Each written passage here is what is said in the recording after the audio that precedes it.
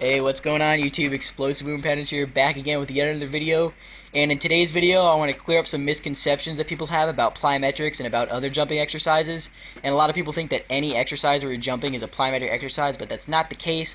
Plyometrics are only exercises where there is a rebound effect. So right here I'm doing the classic example, which is depth jumps, where I'm stepping off an 18 to 24 inch height. As soon as I hit the ground, not letting my heel touch the ground, bang, I'm just bouncing up and jumping as high as I can.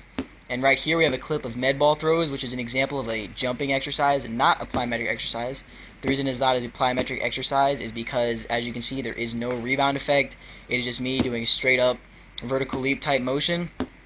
And both these exercises are great and should be implemented into any training program that involves explosive power, because with plyometrics like exercises like depth jumps, you're working reactive ability, so your ability to spring up off the ground as quickly as possible, bouncing up off the ground, able to transfer momentum from being downward forces, immediately springing up into upward forces, so you're really working that fast twitch fiber. And you are working fast twitch fiber with the med ball throws. However, it is a more power based movement, so you're working more, think more like standing vertical leap or initial acceleration out of the blocks for sprinting, things like that.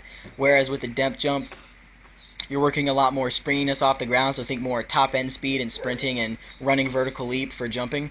And both these exercises are very important because you need to train your reactive ability, because that's what the great athletes have. They have that reactive ability to spring as quickly as possible. However, they're also very powerful and they're able to generate a lot of force. So when you work exercises like the med ball throw and other jumping exercises like it, where you're working building up as much power and as much force as possible, that's going to help you out as well. However, you also need to do reactive exercises like plyometrics to work on exerting those forces as quickly as possible, because that's going to develop more rate of force production. Because with the reactive exercises, you're working on transferring that force and that momentum as quickly as possible, whereas with the power exercises, you're generating as much power as possible.